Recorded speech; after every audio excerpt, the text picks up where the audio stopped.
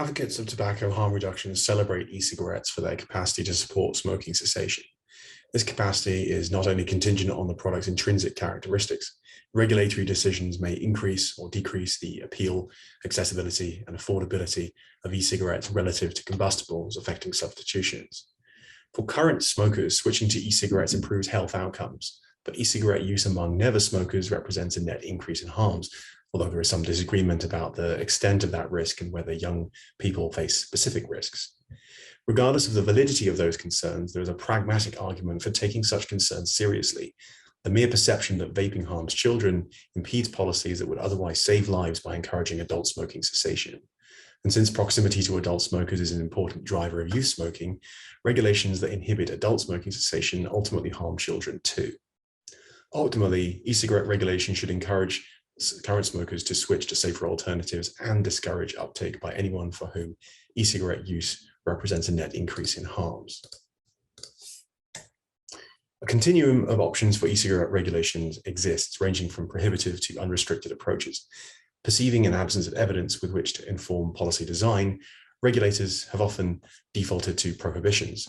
But not only do bans reduce e-cigarette-led smoking cessation and increase demand for combustibles, they also fail to eliminate demand for e-cigarettes, instead steering that demand, or at least some portion of it, to unregulated markets. The Ivali episodes caused by illicit THC vapor products demonstrate that illicit products cause harms which can be avoided via appropriate regulatory oversight. At the other end of the continuum, absent or inadequate restrictions also fail to provide these safeguards and prevent marketing practices that encourage youth experimentation. Regulations that treat e-cigarettes on parity with combustibles have also led to unintended consequences. In North America, novel e-cigarette taxes and bans and sales restrictions have reduced smoking cessation, bolstered illicit and grey market sales, and even led, paradoxically, to increased youth smoking.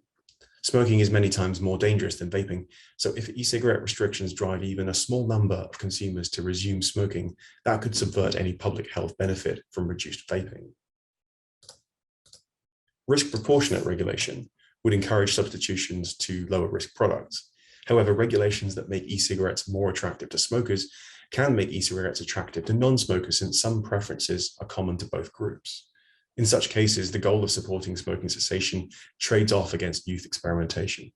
Optimizing risk-proportionate regulation requires that such trade-offs be mitigated.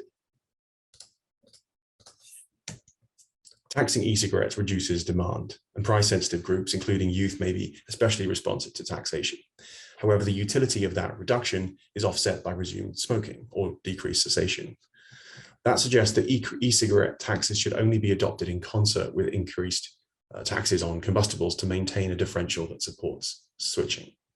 Traditionally, the threat of illicit tobacco restrained tobacco taxes.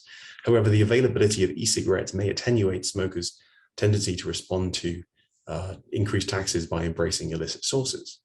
Reducing the price gap between e-cigarettes and combustibles is likely to reduce that desirable effect. The perception that flavors drive teen vaping has led for calls for all e-cigarette flavors to be banned, but flavors also encourage substitutions away from combustibles.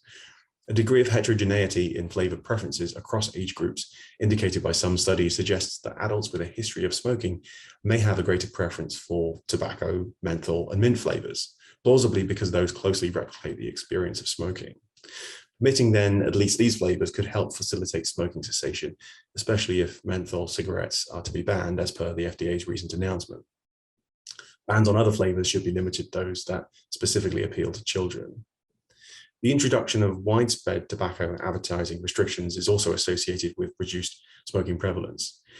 Increasingly, the advertising of e-cigarettes is also widely restricted, but relatively less stringent limits on e-cigarette advertising could support public health goals. Allowing e-cigarette manufacturers to advertise, for example, the fact that their products are safer than combustible tobacco could encourage substitutions.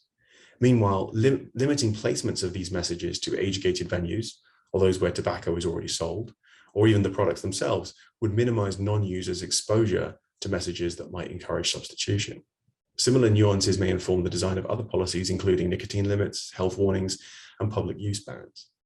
The details, of course, will require more thorough analysis, and the development of optimal regulations informed by these analyses will be an iterative process. But this conceptual framework and the experience of consumers' historical responses to regulation are sufficient to begin this work.